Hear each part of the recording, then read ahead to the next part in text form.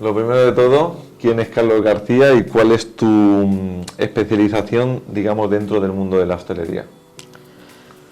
Pues, a ver, yo comencé en el mundo de la hostelería pues hace aproximadamente 16 o 17 años. No tenía nada que ver con la hostelería, simplemente como aficionado, como a cualquiera que le gusta comer bien. Siempre me ha gustado la cocina y cocinaba en casa, me enseñó mi madre, pero vengo del mundo empresarial, siempre he sido comercial, en ámbitos comerciales. Estudié marketing, después me especialicé en el mundo de la importación y distribución, gran distribución, logística. Y bueno, me cansé en un momento dado y quería hacer algo que me gustara y fui tan loco de meterme en este sector. Y bueno, probé, pero me di cuenta de que te tiene que gustar mucho o ser hostelero. Ah, probaste con tu propio negocio. Sí. Monté un restaurante, estuve 8 años luchándolo. Y curiosamente estoy aquí hoy pues porque precisamente cuando salí de allí me lo traspasó una agencia que ya existía, que se llama Inmorest. Y nada más traspasarlo, antes de entregar las llaves me preguntaron ¿qué vas a hacer ahora? Y dije, y dice, no, porque nos gustaría que vinieras con nosotros y tal, ¿no? Como he trabajado en muchos ámbitos, muchos sectores, pues tenía cierta experiencia en todo esto y les pareció que podía aportar algo y como no tenía muy claro qué iba a hacer y sabía de hostelería y me gustaba este mundo, pues dije, bueno, pues vamos a probar, ¿no? Entonces de ahí, al cabo de un año probando con ellos, pues constituimos ya una sociedad distinta que hoy en día administro yo y seguimos funcionando bien, hemos ido creciendo año tras año. Y bueno, pues un poco aportamos la experiencia que hemos tenido como hosteleros, porque mi socio también ha tenido varios restaurantes, unas cadenas, con otros ámbitos dentro pues, del mundo comercial, el mundo del marketing y demás. También mi socio tuvo en su día una agencia inmobiliaria, entonces es un mix, porque la idea no es solamente vender o alquilar locales, sino aportar algo mucho mayor, como es el conocimiento sobre el sector en concreto, el poder analizar un local, que a veces no es solo el local, a veces es un negocio que se vende, es decir, hacemos un poco de todo, alquiler de local en sí vacío, venta y traspaso de lo que es el negocio en funcionamiento o sin funcionamiento. O sea, si yo quiero abrir un restaurante, a vosotros os contrato y vosotros me asesoráis para elegir el mejor local, en la mejor ubicación, o sea, sería eso, ¿no? Exactamente. Nuestro trabajo, lógicamente, tiene que contar con dos partes. Una, de quién pone el local. De quién pone el local. Y otra, de quién quiere el local. Porque si alguien nos pide un local y nosotros no tenemos local, o contamos con otra empresa que lo busque, o lo tenemos nosotros. Entonces, nuestra labor es estar en el medio, es buscar, por un lado, locales de gente que quiera alquilarlos o negocios que ya tienen su licencia y que quiera traspasarlo o estén funcionando. Y, por otro lado, buscar el cliente que lo quiera, a veces que la demanda nos viene por un lado o por el otro. Viene gente que quiere, mucha gente viene sobre todo de fuera, mucho inversor extranjero nos pide que quiere montar un negocio de estas características. Entonces nosotros tenemos una cartera de locales de diferentes tamaños, ámbitos y ubicaciones y pues en función de lo que quiera le buscamos algo que se adapte. A veces que la gente viene con ideas muy abiertas y dice, no, quiero algo que ya esté funcionando y para continuar. Y gente que tiene un concepto muy definido, que tiene muy claro qué es lo que quiere hacer, entonces buscamos. Y, o sea, poniéndome en la piel de o sea, una persona que quiere abrir un restaurante en este caso. O sea, antes de ilusionarme y antes de montarme, digamos, ¿cuáles son los aspectos que tendría que tener esa persona en cuenta antes de contratar con vosotros para que, digamos, vuestro trabajo sea, digamos, lo más fácil y lo más práctico posible? Bueno, a ver, un poco como te decía antes, quizás lo más importante es dejarse asesorar, porque hay mucha gente que viene con una idea preconcebida y tiene muy claro y está muy cerrado en un concepto y al final es muy difícil muchas veces el encontrar exactamente lo que uno quiere, ¿no? Y sin embargo puede haber otras posibilidades. Yo siempre he dicho que es preferible encontrar primero un local que realmente sea buen local y luego buscar cuál es el proyecto que se puede adecuar a ese local. Es decir, puede ser un buen local pues porque esté con una clientela cautiva, que no hay nadie más que vaya a otro sitio y no está a lo mejor en un sitio muy visible, pero es muy bueno para eso. Otro que sea un sitio de muchísimo paso de gente, pueda valer para una franquicia. Otro que esté un poco más escondido, pero que reúna una serie de características, pues porque sea amplio, porque sea una zona muy buena de nivel adquisitivo muy alto, que haya un poco de todo, un mix de turismo, público residencial y empresarial, que sea un local bueno. Entonces, luego buscar cuál es el modelo que pueda adaptarse a eso. Yo creo que es preferible porque la ubicación es fundamental. Entonces, hay veces que si tienes muy claro un concepto, muchos locales no te van a valer, y a lo mejor desperdicias locales que son muy buenos, pero para otro concepto, ¿no? Y es difícil encontrar locales buenos. El dicho que dicen los americanos, que lo dicen mucho, location, ubicación es fundamental, ¿no? O sea, es muy importante cada vez más. O sea, hay mucho local destino. Yo recuerdo, tengo ya unos cuantos años, y yo recuerdo pues de ir con mis padres, de coger el coche e ir a comer o ir a cenar a un sitio concreto que estaba por ahí perdido, que dice, joder, ¿cómo puede tener éxito? La gente dice, no, es que si lo haces bien, la gente viene. Eso ya cada vez menos, ¿no? Esos locales siguen funcionando, pero porque viven de la clientela que ya tenían, pero es muy difícil generar nueva clientela así. O sea, tú estás viendo que las tendencias de la nueva generación y demás de ir a un local destino, o sea, que se están perdiendo por completo, ¿no? Bueno, no por completo, pues, pero o sea, no está abarcando el nicho. Exactamente, si tienes un ambiente espectacular en una zona con unas vistas en mitad del campo, con un lago y una terraza increíble, pues la gente seguirá yendo, aunque solo sean los fines de semana, pero irá, pero cada vez menos. Claro, pero si estás en un barrio perdido por ahí y no tienes un atractivo, eso, la fama que tenía porque el servicio era muy bueno, la gente ya se va perdiendo. O sea, la gente busca cercanía, busca un sitio, zonas de moda, donde después pueda ir a tomarse una copa, que hay un ambiente, que hay gente alrededor similares a ellos, pues para luego poder relacionarse socialmente. Entonces, irse a un sitio en concreto cada vez es más complicado. Y o sea, cuando, por ejemplo, a la hora, por ejemplo, de saber en una ubicación concreta si esa ubicación es buena, la cantidad de gente que pasa, o sea, digamos como un estudio de mercado, ¿eso lo hacéis vosotros? O sea, ¿sois capaces de hacerlo vosotros? ¿Lo hacen otras agencias? ¿Cómo funciona eso? Bueno, eso prácticamente se ve, es decir, nosotros primero para hacer eso tenemos que tener local. Una vez que a nosotros nos llaman por cualquier medio, bien porque ya nos conocen, la mayoría de la gente que nos llama para ofrecernos los locales es por diferido. O sea, que nosotros tengamos nuestra página web, son ya pues casi 6.000 los hosteleros en Madrid con los que hemos tratado, bien porque nos han dado locales o bien porque nos han llamado para que les busquemos locales. Entonces, cuando alguien se mete en este mundo para buscar un local, siempre habla con gente del sector y nos acaban de una forma u otra recomendando, ¿no? Entonces, cuando alguien nos llama porque dice, no, es que me han hablado de ti y quiero traspasar, pues porque me jubilo, por ejemplo, ¿no? Que es una de las posibilidades. Nosotros, lógicamente, vemos el local y lo estudiamos. Y estudiamos tres aspectos fundamentales del local en sí. Por un lado, lo que es la ubicación del local, pues que esté en una zona que sea comercial, que tenga un flujo de gente. Analizamos si es público de turismo, si es público de oficinas, si es público residencial, etcétera. O sea, habría como tres tipos de público, ¿no? Sí. Residencial. Yo siempre digo que la hostelería tiene tres patas fundamentales en las que apoyarse. El turismo, ¿vale?, que en España concretamente es fundamental. El residencial, pues la gente que vive en la zona, y tanto entre semana como normalmente es más de fin de semana, pero también entre semana pues hay gente que sale a comer, etcétera. Y el empresarial, es decir, gente que trabaja en la zona y sale a comer, o que tienen comidas de negocios, de empresa, etcétera, ¿no? Entonces yo siempre aconsejo que al menos un negocio de hostelería debe apoyarse al menos en dos de esas tres patas. En dos. Dos de tres. Si estás en la Plaza Mayor te vale solo con el turismo. Sí. Pero si estás en una calle muy secundaria, pues si no tienes a lo mejor algo de residencial o alguna oficina cerca, te va a costar.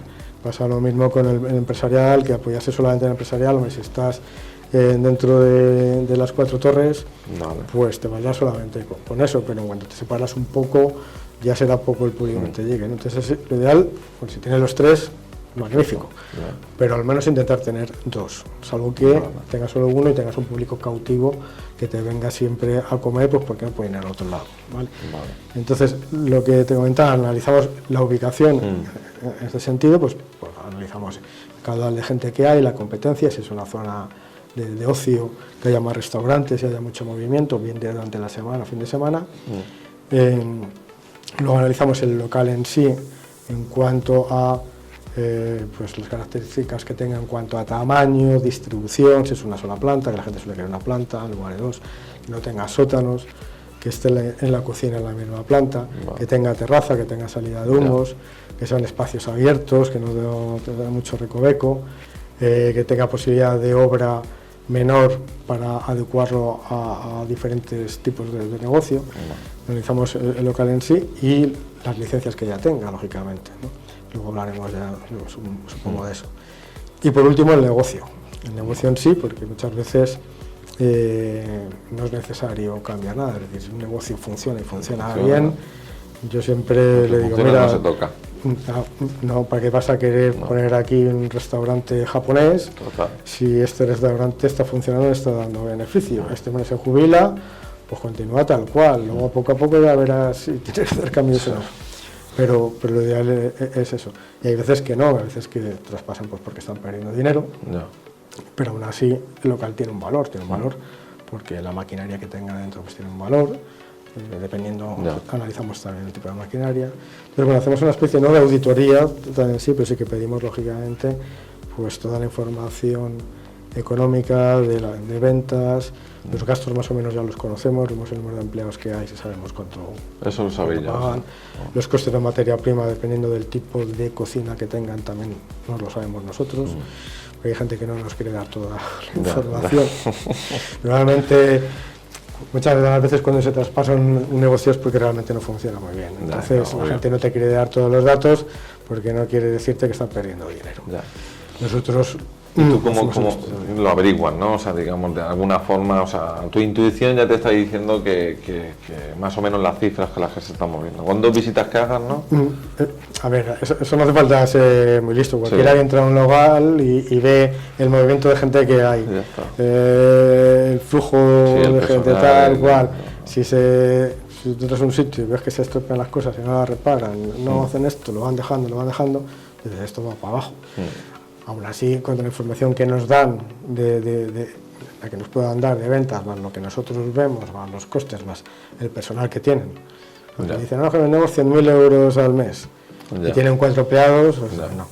Imposible. Claro, pues sabes, ya tienes una experiencia y sabes, ¿no? Entonces, intentar lógicamente que él diga la verdad, pero si no, pues tampoco vamos a engañar nosotros, porque para nosotros son clientes ambas partes, tanto el que quiere traspasar su negocio como el que quiere coger un negocio nuevo, y no podemos engañar a ninguno, tenemos que intentar conseguir un trato justo para ambos, y si el negocio no funciona, lógicamente decir, oye, no sigas por aquí. Hay gente que me dice, no, es que yo quiero algo para seguir tal cual, pues entonces no le voy a ofrecer un negocio que sé que no está funcionando. Solamente le ofreceré negocios que me hayan podido demostrar o que yo vea que están funcionando. Puedo decir esto, si lo cambias, si montas otro modelo de negocio puede funcionar, porque el fallo es la gestión, pero si no tienes experiencia no te metas en esto. Hay gente que me viene y dice, no, yo no me importa nada cómo funciona el negocio porque yo quiero montar otra cosa. Bueno, yo ya no me meto ahí, yo le dejo a cada uno, claro. Si me piden consejo se lo doy, si la gente tiene muy claro qué es lo que quiere poner. La pistola dice, no, lo voy a tirar todo abajo. Lo tienen muy claro. Ese es un comentario muy habitual. No, yo esto lo tiro todo abajo y monto mi propia obra, mi obra maestra. A mí si me piden consejo les digo, lo haría o no lo haría, lo tiraría abajo o no, o haría a medias, o haría un lavado de cara, pero hay gente que dice, no, yo lo tiro todo abajo. ¿Y la competencia cómo la investigáis, cómo la analizáis? O sea, ¿tenéis alguna herramienta, algunos trucos? No, o sea, en realidad no tenemos tampoco mucho tiempo para meternos en ver lo que hacen los demás. Nos conocemos porque al final casi siempre coincidimos en los mismos sitios. Hay ocasiones en las cuales los locales no los tenemos en exclusiva, sino que los tenemos 2 o 3 agencias y a veces coincidimos, y muchas otras, como realmente especializados en el sector, somos 3, 4 o 5 no más, nos conocemos y los que consideramos serios colaboramos también entre nosotros. Es decir, hay veces que hay un cliente que sé que le puede interesar mucho un local que lo tiene otra agencia, pues le llamo y le digo, oye, que sé que tienes este local, tal, nos repartimos el tema del trabajo y viceversa. Me llaman muchas agencias, nos llaman a nosotros, agencias, y luego empresas también, pues como puede ser la vuestra, ¿no? Que son también asesores gastronómicos y lo mismo, que están buscando para clientes locales y me dicen, mira, busco pues para una cadena de kebab. Y lo que necesitan, tamaño, tal, zonas de mucho paso, salida de humos.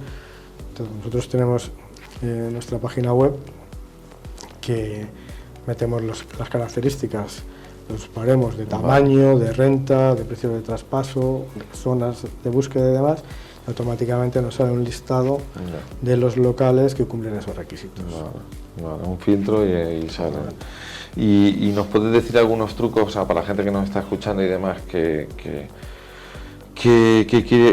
está en el proceso de negociación en el traspaso de un restaurante, algunos trucos que tú digas, pues mira, hay que ir por aquí porque si no vas por aquí te pueden pillar, te pueden engañar, o sea, digamos algunos trucos, digamos, básicos que tengamos que saber. Bueno, pues ahí depende un poco si lo que quieren es continuar con el negocio tal cual y quieren realmente saber si el negocio funciona o no. Sí, pongamos el ejemplo de que se quieren quedar con el negocio tal cual y seguir facturando. Pues ahí pedir lógicamente los informes de ventas, impuestos de sociedades, IVAs, intentar hablar con los proveedores de cerveza y ver el consumo de cerveza que dan, el consumo de cerveza y de café. Suelen ser síntomas que te dan una idea de la facturación que realmente tienen los locales, si venden mucho o no. Esos datos son importantes. Después, de cara a que puedas tener un problema o no de cara a futuro con la licencia, lógicamente pues es consultar en la agencia de licencias urbanísticas la situación de la licencia, que esté en orden, y no solo que esté en orden, sino que no se le haya presentado algún requerimiento pendiente de cumplir, que suele ser muy habitual, por ejemplo, de que la salida de humo no cumple la normativa vigente y que le hayan pedido que la cambie y no la haya cambiado todavía, pues eso puede suponer un coste de entre 12 y 20.000 euros, pues que es un dinero que, por lo menos que lo tengan en cuenta, ¿sabes? Sí. Sistema de autoextinción de incendios, o que tengan que quitar la música, o que tengan que poner un vestíbulo acústico, es una serie de cosas que por lo menos cuenten con el coste que van a tener en el futuro, porque hay veces que esto no se comunica si tú no lo dices, o la terraza, que la pueda haber perdido, la pueda llegar a perder. Ese tipo de cosas son importantes. Luego el tema de las ventas y la observación. La observación es fundamental. La observación. Wow. A ti te pueden decir que dan todos los días 120 menús. Lo mejor es ir realmente 4 o 5 días a diferentes horas y contar la gente que entra. Tú recomiendas ir y... Eso es lo que hacen los chinos, sobre todo. ¿Los chinos? Los chinos te piden poca información, no se fían de nadie. Es verdad, los chinos y los rusos... Ellos van y miran y dicen... ellos su estrategia es va y ir varias veces y... Se quedan enfrente de la puerta y se tiran ahí horas. Y se tiran horas, ¿no? Qué bueno. Y el tema de las licencias... Porque ahí hay un cacao y sobre todo la gente que a lo mejor no tiene experiencia en el mundo de la hostelería y demás. O sea, ¿qué licencias hacen falta? Las más importantes. O sea, está la licencia de actividad, la licencia de apertura. O sea, ¿cómo son y qué función tienen? A ver, la licencia de actividad en realidad es... pero ahora ha cambiado un poco con lo de las declaraciones responsables, que antes no existían, ¿vale? Una licencia de actividad lo que te dan es el derecho a que tú hagas las obras para instalar un restaurante en un local determinado, hacer la obra, ¿vale? Una vez que tú has hecho ya esa obra, porque se ha presentado un proyecto, lo tiene que hacer un técnico, un arquitecto normalmente, si ese proyecto ha sido aprobado, lógicamente también no todos los locales valen, no en todos sitios se puede poner un restaurante. Eso el técnico lo sabe, dice, no, aquí no puedes poner un restaurante, pero si lo sabe, hace el proyecto, te da la licencia de actividad. Una vez que has hecho la obra, certificas que esa obra se ha hecho conforme al proyecto que se ha presentado y que ya estaba previamente autorizado. Entonces va el inspector del ayuntamiento a comprobar tanto que la obra es conforme al proyecto como que no haya ni alguna otra cosa que se haya podido escapar en el proyecto que no cumpla. Casi nunca a la primera te lo dan. Normalmente te dan un listado de 15, de 16 pues anomalías que hay, deficiencias que hay que subsanar. Te dan un plazo de tiempo para que las cambies, vuelven a ir, etcétera, hasta que al final, cuando ya todo cumple, ya te dan la licencia de funcionamiento, que es la que realmente te permite abrir. Primero licencia de actividad, luego licencia de funcionamiento, que es la que te permite abrir. Lo que pasa es que ya desde pues hace ahora 12 o 14 años surgió lo de la declaración responsable, porque este proceso era larguísimo. Claro, un local, no puede una persona alquilar un local y tirarse 3 o 4 años pagando la renta sin poder abrir al público. No tenía sentido, o sea, nadie aguanta eso. Entonces surgió lo de la declaración responsable, es decir, que tú presentas el proyecto, te dan la licencia de actividad, haces la obra y presentas una declaración responsable diciendo que bajo tu responsabilidad tú abres al público el local. Hasta que llega el proceso de que llega el inspector del ayuntamiento, comprueba que efectivamente la obra se ha hecho conforme al proyecto y ya te dan la licencia de funcionamiento definitiva. Pero es provisional, una declaración responsable es una licencia provisional. Si alguien coge un local que está bajo declaración responsable y todavía no tiene la definitiva, tiene que comprobar muy bien con el proyecto de que realmente la obra se adecua al proyecto que se había autorizado. Porque si te imagínate que dicen, no, aquí dibujan un aseo de minusválidos en el proyecto y luego no lo hacen, hacen un aseo pequeño, está claro que cuando llega el inspector, diga, esto no cumple. Entonces se la van a echar abajo y la obra la va a tener que probablemente que hacer él. Pues vale, y con esa declaración responsable, o sea, el restante puede haber estado en funcionamiento sin ese aseo de minusválido, y luego el inspector lo revoca y te puede encerrar el restaurante. En teoría hay un certificado de conformidad que se llama, que es un documento que emite o bien el arquitecto o la ECLU, ahora explicaré lo que son las ECLUs, que dicen que la obra sí que es conforme con el proyecto. Y eso lo tienes que presentar junto a la declaración responsable. Es decir, no puedes decir, manda al proyecto a hacer lo que quieras y abrir. Tienes que tener un certificado de conformidad que te lo emite un ingeniero, que no puede, lógicamente, inventarse. A veces hay cosas pequeñas, diferencias de medidas y tal, pero normalmente, pero puedes abrir. Es una ventaja importante con respecto a lo que había antes. Las ECLUs que comentaba antes, antiguamente todo esto lo hacía el ayuntamiento, la agencia de licencias urbanísticas, y esto es un proceso que tardaba mucho. Y como se les amontonaban, pues lo que hicieron fue nombrar una serie de agencias privadas, unas empresas que son empresas de licencias urbanísticas, o sea, de colaboración de licencias urbanísticas. Son empresas que conocen toda la normativa a la perfección, que colaboran con los ayuntamientos, son privadas, cobran un dinero por hacer el servicio, pero que gestionan los proyectos y emiten el certificado de conformidad para acelerar el proceso. Entonces se puede presentar directamente una ECLU y la ECLU luego se encarga de presentar al ayuntamiento la solicitud de la licencia. ¿Y qué diferencia hay entre, o sea, a nivel de agilidad de procesos y demás, un restaurante que te traspasen ante un restaurante con una licencia de actividad activa en ese momento, o que tengas que pedir una nueva licencia de actividad? O sea, ¿qué diferencia? Pues, a ver, todo depende de la envergadura del proyecto, porque muchas veces, aunque tú tengas una licencia de actividad de funcionamiento, si es para montar un restaurante de 500 metros, que te vas a gastar 1,5 millones o 2 en la inversión, pues al final no te va a valer la licencia que había, porque lo vas a querer hacer de otra forma completamente distinta. Entonces ahí no tiene mucho sentido. Pero para la mayoría de pequeños empresarios que quieren coger un restaurante tipo de 100, 150, 200 metros cuadrados y que no quieren hacer una gran inversión, la gran diferencia está en que si tú coges un local que ya tiene licencia, lo único que hay que hacer es cambiar el nombre, es decir, estaba a nombre del anterior, lo pones a tu nombre, que tiene un coste mínimo y tú sigues funcionando sin ningún problema. y puedes adecuar el local a nivel de estético, es decir, puedes coger y pintar, cambiar suelos, cambiar revestimientos de la barra, pero nada de obra iluminación, pero no puedes cambiar la distribución, sobre todo. Es decir, no puedes coger la cocina que esté ubicada allí y decir, no, la quiero cambiar y me la voy a llevar allá. En el momento que cambias la distribución, ya tienes que presentar un proyecto de modificación, ¿vale? Que si ya había una licencia de funcionamiento, no es tan complicada como empezar de cero, pero ya tienes que hacer un proyecto nuevo. ¿Qué es lo que pasa? Que cada vez que haces una modificación, el principal problema que hay es que te tienes que adaptar a la nueva normativa. Es decir, hay muchos locales en Madrid, aunque el servicio de minusválidos hay que tener que estar adaptado, en teoría es obligatorio, pues la gran mayoría todavía no los tienen. Claro. Poco a poco cada vez hay más, ¿no?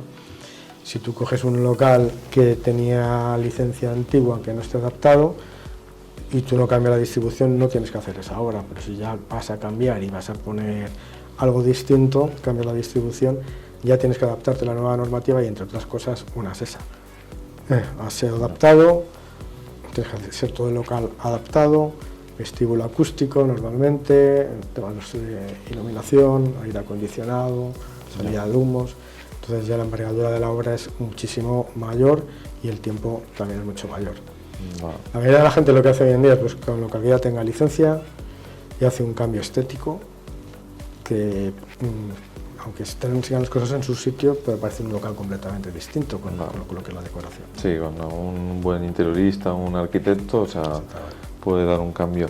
Y con el tema de la maquinaria, o sea, cuando hay un traspaso en juego y hay una maquinaria que está toda la cocina equipada, sala, etcétera, etcétera, o sea, ¿cómo lo soléis hacer? O sea, ¿cómo asesoráis o cómo recomendáis que la gente se asegure que esa maquinaria luego está en perfecto estado o no está en perfecto estado? O sea, ¿llamáis técnicos? ¿Cómo? Pues depende, a ver, hay veces, lo malo es que te diga el propietario, esto funciona, esto no funciona, y te diga la verdad. Suele haber una comprobación, a veces el interesado, si tiene más locales, pues lleva a su propio técnico, que suele tener un técnico de confianza, que le hace una serie de comprobaciones de que esto funciona, hay varias cosas que no, un presupuesto de reparación, y luego pues todo esto se negocia. Se descuenta el precio del traspaso, hay veces que te dicen desde el principio, oye, ni esto funciona, esa cámara de frío no funciona, pero yo no la uso porque gastaba mucho y tengo esta otra, y aún así el precio es este, pero yo te estoy avisando que te lo vendo ya mal. Entonces, todo es negociable. O sea, tanto para el que traspasa como para el que contrata, el que traspasa, que vaya un técnico y que se asegure previamente de tal, para que en la propuesta que le haga económica sepa y sea consciente. Claro, que sepa por lo menos en qué estado está. Luego se negocia el precio. Si no tienen experiencia, no saben de nadie, nosotros tenemos contactos de técnicos que se dedican a ello, igual que proveedores de maquinaria también, igual que técnicos de licencias urbanísticas para hacer proyectos, porque nosotros llevamos muchos años.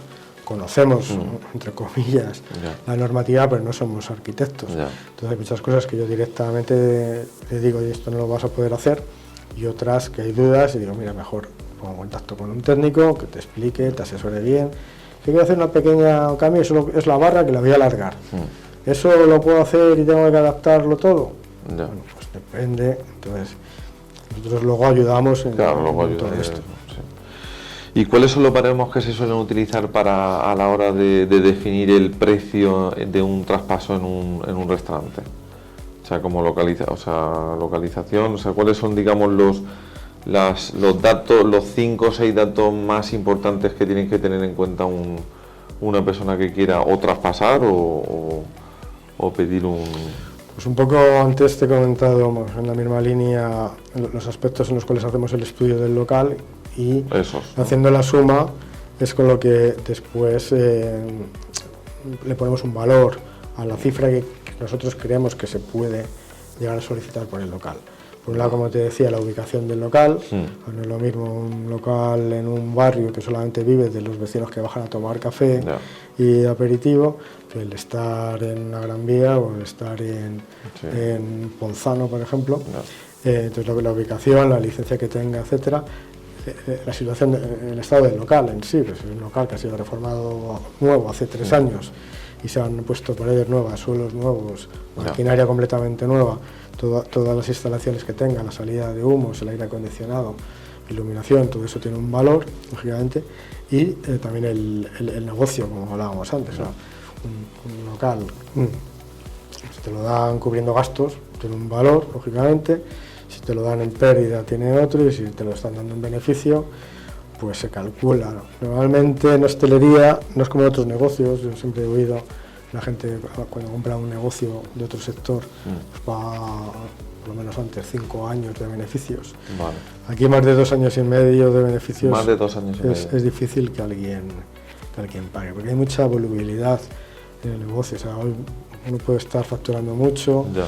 y simplemente una epidemia, Ya. un cambio de personal, puede hacer que el negocio de repente tire para abajo o tire para arriba. Vale. Entonces, la gente no se fía mucho en el sector de lo que le digan que están ganando O sea, en hostelería. Si yo voy a pedir o sea, yo quiero que me traspasen un restaurante y veo que el beneficio son 150.000 euros, o sea, digamos que sería calcular eso, multiplicarlo por 2,5. Como mucho. Vale, como mucho. Porque, claro, vale. Como mucho lo que te comento, que muchas veces el demostrar ese beneficio No. es complicado, porque lo he encontrado de todo, gente que incluso te enseña impuestos de sociedades con la facturación y tal, y luego ves el negocio y dices, joder, si aquí no. Y luego resulta que es que están dando caterings por otro lado, lo facturan todo dentro de la misma empresa. Aparentemente no hay otras unidades de negocio dentro de la misma sociedad, pero sí que están facturando fuera de lo que es ese punto de venta. Y entonces no es cierto. Entonces hay mucha desconfianza de cara a creerse las cifras que te dan de beneficios sobre todo en hostelería, sobre el local. Hay de mucho todo lado, pero sí, es cierto que en la hostelería hay mucho pirata, o sea, no nos vamos a engañar. Y en el proceso de obra en un restaurante, que hay mucha gente que no le queda claro, ¿qué papel juega un ingeniero? O sea, Bueno, en la obra lo primero es primero decirte lo que puedes hacer y lo que no. Vale. Porque hay gente que dice, no, yo esto cojo lo que decíamos antes, lo voy a tirar todo abajo, Vale. No, vale, tiras todo abajo, pero que sepas que a lo mejor no vas a poder en ningún caso ampliar el aforo. Ya. Hay zonas protegidas en Madrid, zonas ZPAEZ, zonas de protección acústica especial, donde por ejemplo ya no se permite abrir nuevos locales de hostelería. Y los que hay, aunque se haga una reforma, no se puede ampliar el aforo. Entonces no por el hecho de que tú llegas a una reforma y lo cambies, vas a poder conseguir que te den más aforo, aunque tengas más espacio de uso para el público, pero no te lo permiten. Entonces, todo este tipo de cosas, lógicamente, te las va a decir un ingeniero. Eso te lo dice sí o sí un ingeniero, o sea, de las personas. Consultas, vale. Pues tú puedes ir, lógicamente, a preguntar, hay servicios de información, que le dicen, oiga, quiero hacer esto, se puede, pero no, si es muy complejo, pues te van a decir, no puedo hacer esto, lo otro. Un técnico te va a decir, esto lo puedes hacer, y es simplemente, o sea, no sé, para un revestimiento del suelo de parqué no vas a tener que pedir un proyecto de modificación de licencia, por ejemplo. Pero si ya vas a hacer otro tipo de reformas, pues sí, tienes que saber si tienes que pedir un permiso, si no tienes que pedir un permiso, si es de obra menor, lo que es. Eso es muy importante, asesorarse bien por un arquitecto. Y el tema de la salida de humos, que suele haber mucha problemática y siempre la gente está digamos que tenemos que tener en cuenta a la hora de elegir un local para que cumpla las características de la normativa. Lo primero de todo es saber si necesitamos salida de humos, vale. Porque muchos locales, antes de empezar la entrevista, me comentabas que están apareciendo muchos restaurantes mexicanos. Pues hay muchos restaurantes mexicanos y mucha pizzería, por ejemplo, que no tienen salida de humos. Se trabajan casi con quinta gama, viene mucho género ya preparado, y ahí lo que hacen es que regeneran, calientan, hay maquinaria específica para locales sin salida de humos, con hornos con condensador o freidoras estancas, y eso les puede valer porque realmente no están a cocer. Y entonces, primero saber si la necesitan o no.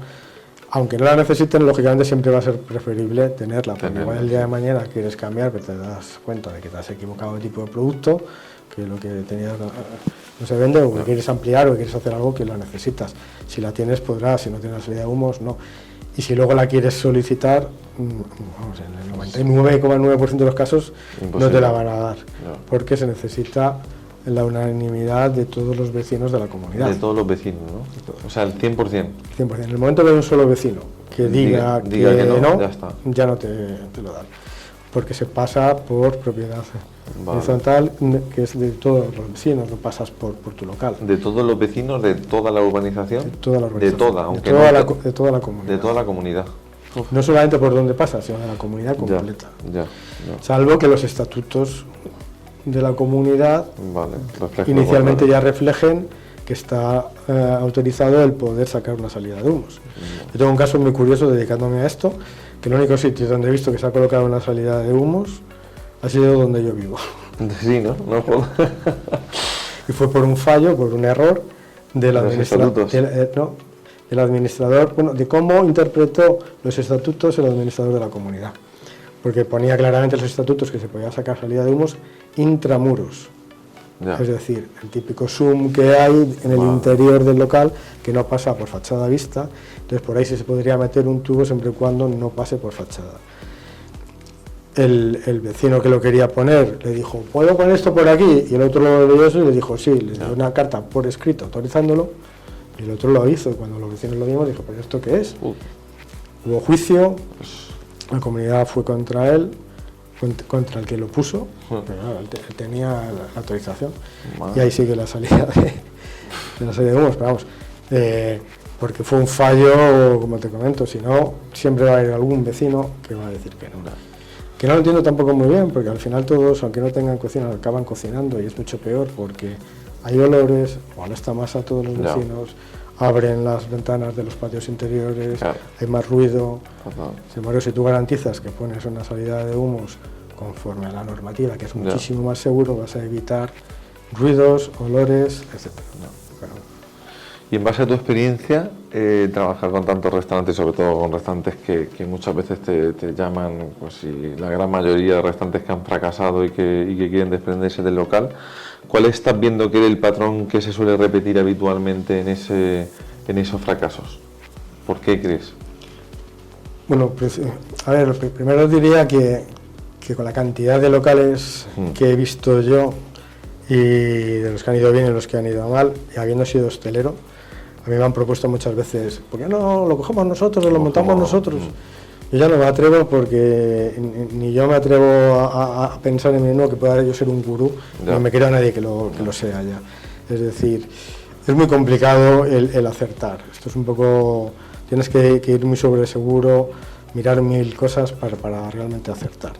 Pero precisamente por eso el patrón que más se repite para el fracaso es precisamente el desconocimiento. Desconocimiento. Y el desconocimiento normalmente viene principalmente por dos fuentes. Una de ellas, que estamos viendo en los últimos años, viene provocada por la cantidad de capital extranjero que está viniendo a España y que lógicamente quieren invertir, y la hostelería pues parece uno de los sectores más apetecibles y más, entre comillas, fáciles. Nos intentan meterse en ello, lo que hacen muchas veces es intentar replicar el modelo de negocio que tenían en su país, replicarlo aquí. ¿Qué pasa? Que si no adaptas ese modelo de negocio al entorno donde lo vas a poner, pues es difícil que tengas éxito, porque la clientela no es la misma, el nivel económico es distinto, la cultura es distinta, entonces es muy difícil muchas veces que funcione. Hay casos de éxito, como en todo, pero hay mucho porcentaje de gente que le sale mal, incluso conociendo el sector de la hostelería en su país. Pero es que hay muchos que no conocen ni siquiera la hostelería de su país. Entonces, si ya aquí dices la calle Ponzano es buena un tramo, pero hay una calle un poco más para allá ya no es tan buena. Jorge Juan pasa exactamente lo mismo, la Castellana y todas las calles. No por el nombre de la calle todo vale. Un lado de la calle es bueno, el otro no. Es decir, hay muchísimos factores que hay que tener en cuenta por la ubicación, por el tipo de público que vive allí, etcétera. Entonces mucha gente viene y se equivoca pues porque no sabe montar bien el concepto o no, por desconocimiento de la hostelería aquí. Los hosteleros que triunfan aquí están permanentemente buscando local. O sea, es una parte de su trabajo, aparte de gestionar sus restaurantes, es continuamente encontrar el chollo, encontrar el local. Vale. O sea, están siempre como Perfecto. tiburones ahí en alerta y... Siempre. A mí siempre que salgo un local nuevo, pues lo mandamos a los contactos que tenemos, lo que te he dicho antes, hacemos un cruce entre contactos y el local que les pueda interesar, se lo mandamos y siempre serán los típicos que me llaman ya, hola Carlos, ¿qué tal? Cuéntame algo más de este local, pum, pum, ¿me vale o no me vale? Pues ya conozco lo que cada uno busca, no, esto no te va a valer por tal, por cual, pero están permanentemente buscando. Entonces, si ellos que llevan 20, 30, 40 años aquí no abren locales todos los días, y que te llegue un tío, una tía que viene de un país que no conoce el terreno, no conoce, pues es muy difícil. Entonces entran, una serie de gastos, que si no, es que me han engañado porque resulta que decían que vendían y no vendían, que si la licencia, que si esto, que si el otro. Entonces, por un lado, desconocimiento. O sea, eso está haciendo mucho daño digamos, al sector, ¿no? Esa inversión, digamos, que viene errónea, con desconocimiento. Bueno, pues daño hasta cierto punto. Ellos abren, lo intentan. Bueno, sí. Es el aprendizaje. A lo mejor a la segunda ya lo hacen bien. No cometen un error, pero luego aprenden. De hecho, hace unos años habrían muchísimos más locales con más facilidad que ahora. Porque van aprendiendo, es decir, ya se han dado cuenta, porque entre ellos también se aconsejan. Dicen, dicen, esta zona no, aquí no abras, aquí no tal, aquí no cual. Entonces se van asesorando mejor y ya no abren tan a la ligera locales. Y la otra parte que decía, de gente que también por desconocimiento que a veces fracasa, son trabajadores de la hostelería, camareros, cocineros, que lógicamente ven a su jefe que gana pasta y que dicen, joder, esto está chupado, mi jefe se está forrando y el trabajo lo hago yo. Entonces lo voy a montar yo solo, que lo voy a hacer mucho mejor que él. Y una cosa es ser un buen camarero, un buen cocinero, otra cosa es ser empresario. Hay que tener un proyecto de negocio, hay que conocer muy bien todos los gastos en los que se va a incurrir, saber la inversión en la que vas a entrar, y hoy en día los márgenes que hay son mucho más estrechos de los que había antiguamente. Entonces, nada que te equivoques un poquito, entras en pérdidas. Y eso es la parte, digamos, de fracaso. Y la parte de, digamos, los factores que ahora mismo en el 2023, en el punto en el que estamos, con esa reducción de, digamos, de márgenes que nos están quedando y demás, ¿cuáles son los 3 factores, digamos, más importantes en base a tu experiencia, para poder triunfar con un restaurante? Bueno, pues volviendo un poco sobre lo mismo, es tener paciencia para encontrar el local ideal. Es decir, vale, que eso es muy habitual, ¿no? O sea, es un error muy habitual de encontrar... Dices que tengo que abrir algo ya, tengo un plazo de tiempo para abrir... Sí, me quema el dinero en el banco. Pasa a veces con los que quieren lanzar franquicias, que han cogido, les han dado un máster franquicia para Madrid, tengo que abrir 8 tiendas en tal, y están pensando más en el objetivo de las aperturas que realmente que al franquiciado o al que vaya a abrir realmente vaya a funcionar bien. Entonces el tener prisas no son buenas, porque no es fácil. El local ideal no existe. No existe, porque si un local es muy bueno no se te va a traspasar, no se va a quedar libre, va a seguir funcionando. Pues se lo va a quedar un familiar, se lo queda un amigo, se lo queda un cliente, pero no va a salir ni siquiera al mercado. O sea, nosotros tampoco nos enteramos de que ese local sale muchas veces, porque ese local ideal funciona fenomenal, pues se queda ahí. Entonces, el local hay que tener mucha paciencia, pues para encontrar, que a veces surgen locales, no el mejor del mundo, pero bueno, uno que te puede funcionar bien, no apresurarse y encontrar un buen local. Volvemos a ubicación. Segundo, pues hoy en día hay un caballo de batalla fundamental, que siempre lo ha sido, pero ahora está peor que nunca, es el tema del personal. El personal, yo tengo ya muchos clientes, amigos, que han desistido de abrir nuevos locales porque no consiguen crear un equipo que realmente les funcione de trabajo. Dices, es que me cuesta mantener el local mío actual como para pensar en abrir otro nuevo. ¿Por qué crees que está pasando? Pues la hostelería siempre ha sido un sector refugio de trabajo, porque parece que un camarero puede hacer ese trabajo cualquiera. Simplemente despachar, y una cosa es despachar y servir un café, y otra cosa es ser un profesional de la hostelería, ser un buen camarero, saber vender, estar pendiente de todo. cuidar el local, integrarte dentro del negocio.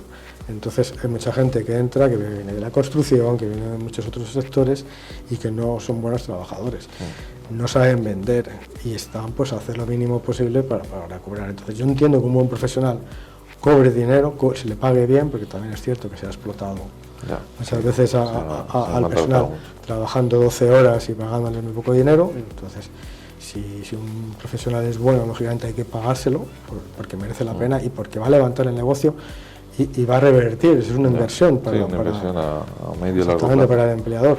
Pero claro, no se puede pagar lo mismo a un profesional de verdad que te demuestra que sabe, que a alguien que te dice, no, yo como mío cobro 1.800 o no trabajo. Te dice que empieza mañana y ni siquiera aparece. O se va un día y el día siguiente ya no vuelve, y cuando atiende al cliente parece que le está haciendo un favor al cliente en lugar de todo lo contrario, ¿no? Entonces, yo creo que ese es un problema, que es que no hay profesionales de verdad y la gente lo está pasando mal para encontrar buenos carabineros. Entonces, crear un buen equipo es el segundo factor fundamental, tener un buen equipo de trabajo, pagándole bien, pero que sea un equipo profesional. Y por último, pues ofrecer una experiencia completa.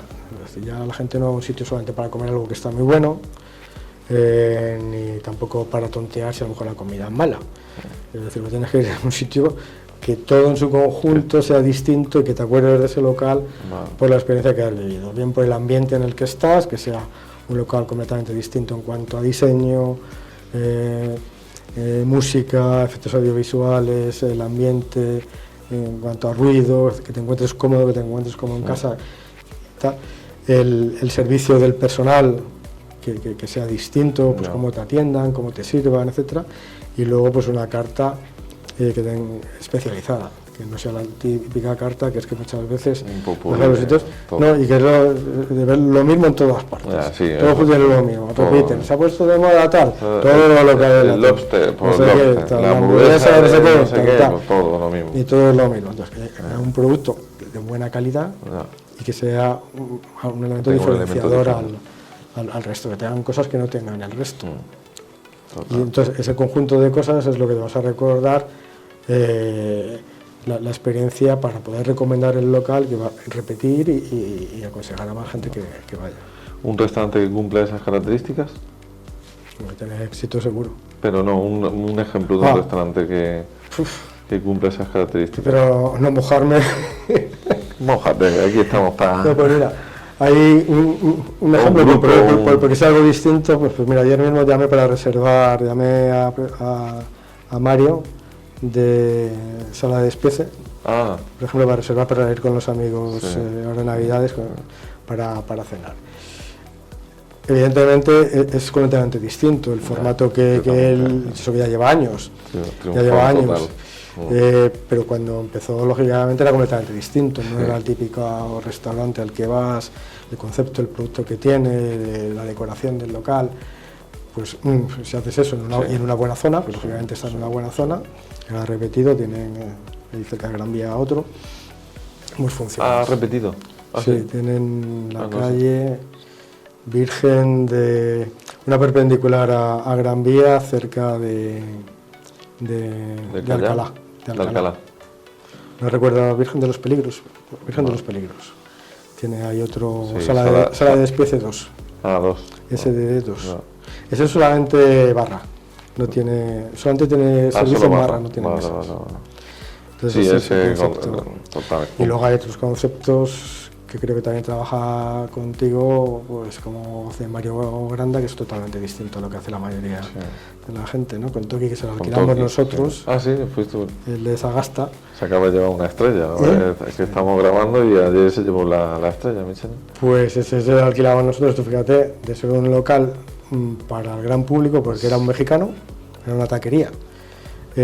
Porque hacía esquina, que tenía mucho paso de gente y supuestamente dice, no tenía que ser eso para mucha gente, y esto es todo lo contrario. Creo que tiene una mesa para 12 y no da más que ese servicio, y no se ve el local por fuera, no tiene puesto ni rótulo ni nada, todo tapado, no se ve el interior. Entonces eso es completamente distinto a lo que hace cualquiera, pero la gente que realmente quiere experimentar unos sabores, una experiencia distinta, ahí lo va a tener. con precio no para todos, claro. Sí, total. Y por último, Carlos, recomiéndanos una persona, un restaurante o una empresa, digamos, que se dedica, obviamente ligada con el mundo de la hostelería, a la que podamos entrevistar y que, sobre todo, pero que aporte, que vaya a aportar mucho valor a la gente que nos esté escuchando. Pues mira, yo por ejemplo conozco bastante bien, aunque es un sitio pequeñito, pero que hace varias cosas justo al lado de donde vivo. Un chico que se llama Dani, que tiene ya tres locales, son 3 conceptos distintos, tiene origen italiano, pero creo que uno de los padres es español, y que tiene uno que se llama Taberna Bahía, está en la zona de Coronales por Barajas, que a mí me gusta mucho ir porque el producto que a mí me da allí a comer yo no lo como en ningún otro lado. Vale. A lo mejor son unas lentejas, Sí. pero no van a ser nunca las lentejas que Ya. te comes en ningún otro sitio. Sí. A lo mejor es una hamburguesa, pero no tiene nada que ver con ninguna otra hamburguesa. Entonces vas allí a experimentar y puedes comer tanto en barra o tiene un menú de degustación. Es un local de barrio, por así decirlo. Y trabajan, es un poco, pues, un estilo un poco canalla, todo muy informal, pero a mí me sabe muchísimo. Hasta las 6 de la mañana va todos los días a experimentar, entonces está continuamente experimentando, hacer cosas. Y cuando entra el equipo a trabajar, él ya ha acabado allí. Ya se va a otras cosas, de gestión y tal y cual, pero él ya ha acabado allí. Luego abrió otro restaurante al lado también, todo lo ha hecho por allí, que es un asiático, se llama Derzu, que comías en barra, ahora ya se lo han prohibido, pero cocina allí la gente. Y es un estilo wok asiático, una fusión entre española, igual te ponen una panceta con unos tallarines especiales o con punzu o con unas salsas asiáticas, y también es mesas altas, informal, pero se come de lujo. Y por último ha abierto un italiano también, que se lo han dejado allí al lado. O sea, 3 conceptos distintos y los 3 la clavan. Completamente distintos. Joder. Pues sí, hay que... Dani, ¿no? Luego te paso el teléfono. Sí. Pues nada, Carlos, muchas gracias por tu tiempo, por aportarnos tu... Gracias a vosotros por haberme invitado y haber contado con nosotros. Es un elogio el que se supone que reconocéis nuestra labor. Y sí, nosotros... obvio. Aquí cada hormiguita cuenta y ese es el objetivo de agencia de Mundo Gastro, digamos, que es eso, que hacer que la gente sea consciente que un restaurante no es solamente ir a comer, sino que hay muchos factores que hay que tener en cuenta, y mucho antes de incluso de abrir el restaurante con profesionales como vosotros para que el primer pie que demos que sea, digamos, con seguridad y con sentido común, y luego para que empiece todo el proyecto con una coherencia y con una estabilidad que sea un proyecto para no a corto plazo, sino a medio o largo plazo, y que sea exitoso. Así que muchas gracias. Gracias a ti.